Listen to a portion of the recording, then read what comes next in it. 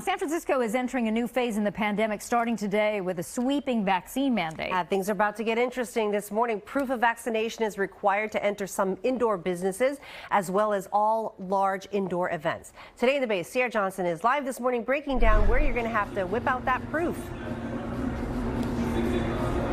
Good morning. Yeah, that's exactly right. When Mayor London Breed made that announcement about a week ago, it made headlines not only here in the Bay Area, but across the nation.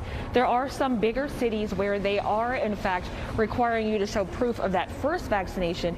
But here in San Francisco, you need to show that you are, in fact, fully vaccinated. So that's what's going on here at Diacati in Soma. They've been collecting the records of those cards for a little bit of time now. So when the folks do come to work out, they can just come in, show that they are a member, and that their record of vaccination is already in the system. We do have a list of other places where you will need to show that proof of vaccination. You'll need to show them at any establishment that serves food or drinks like restaurants, bars, and clubs.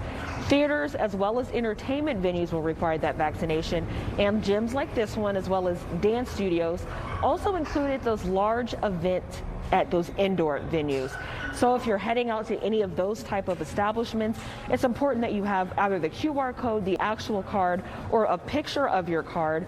For some of the business owners we spoke with, there's a sense of relief that that proof of vaccination is now a city mandate, not just up to individual business owners.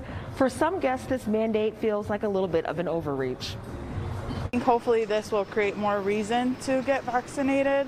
It makes me feel safer, makes other people feel safer, and I just think, again, we got to do what we can to cut down the spread. We shouldn't do mandates because now small businesses who are already having trouble getting people in, and now you want to put another layer. And the city says that proof of vaccination requirement for staff at those same impacted establishments, that goes into effect October 13 again for employees.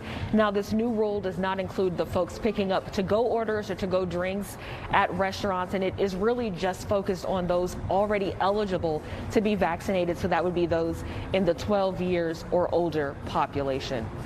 Chris, Laura? Cierra, so if you're not vaccinated, though, it's not like everything is off limits in San Francisco under the mandate. Correct. That's exactly right. There are some places where you still do not have to show that proof of vaccination.